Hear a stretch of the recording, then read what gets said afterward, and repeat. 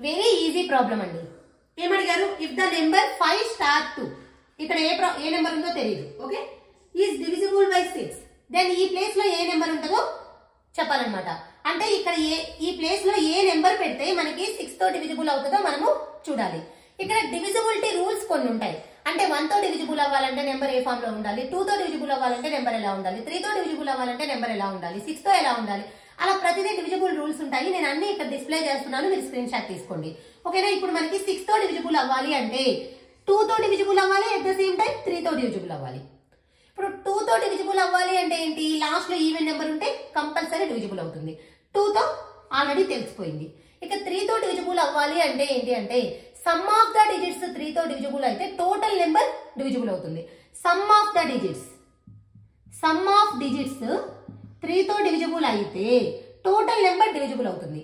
ఇప్పుడు నేను 5 ఈ స్టార్ ప్లేస్ లో కంపేర్ చేస్తున్న ఆప్షన్స్ ని 3 పెడుతున్నాను. 5 3 2 యాడ్ చేస్తే ఎంతండి? 10. 10 అనేది 3 తో డివిజిబుల్ అవుతుందా? లేదు, ఇది క్యాన్సిల్. ఇక్కడ 2 పెడుతున్నాను. 5 2 2 యాడ్ చేస్తే ఎంతండి? 9. 9 3 తో డివిజిబుల్ అవుతుంది కదా, కరెక్ట్. నెక్స్ట్ ఇంకేదైనా పెట్టండి. 5 6 2 యాడ్ చేస్తే ఎంతండి? 6 2 8 5 13. 13 3 తో డివిజిబుల్ అవుతుందా? కాదు. అలానే 7 పెట్టేసామనుకోండి. 7 2 9 9 5 14. 14 3 తో డివిజిబుల్ అవుతుందా? కాదు. సో ఓన్లీ ఆప్షన్ 2, అంటే ఇక్కడ ఓన్లీ ఆప్షన్ బి, ఇక్కడ 2 అనే నెంబర్ పెడితేనే మనకి 3 తో డివిజిబుల్ అవుతుంది. ఇంకే నెంబర్ పెట్టినా 3 తో డివిజిబుల్ కాదు. 3 తో డివిజిబుల్ కాలేదంటే 6 తో కూడా డివిజిబుల్ కాదు. So correct answer